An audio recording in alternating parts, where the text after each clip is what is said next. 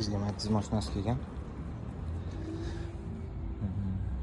Pompasidan sovuq kelgan ekan. Chiroyli qilib beryapmiz mana pompas.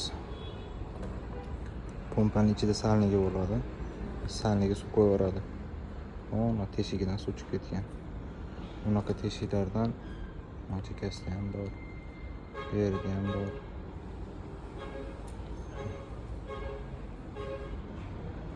Mana teshigidan suv qo'yavergan ekan pompas. Pompani o'zi ham tovush bor ekan. Hozir o'rnlarni artib tozalab chiroyli qilib solib beramiz.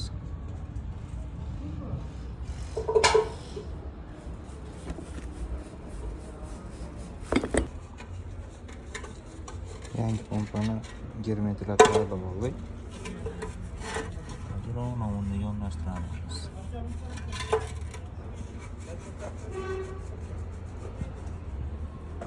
Xo'p, mashqlarni sabratib oldik. Pompalarni almashtirib, chiroyli qilib suvlarni quyib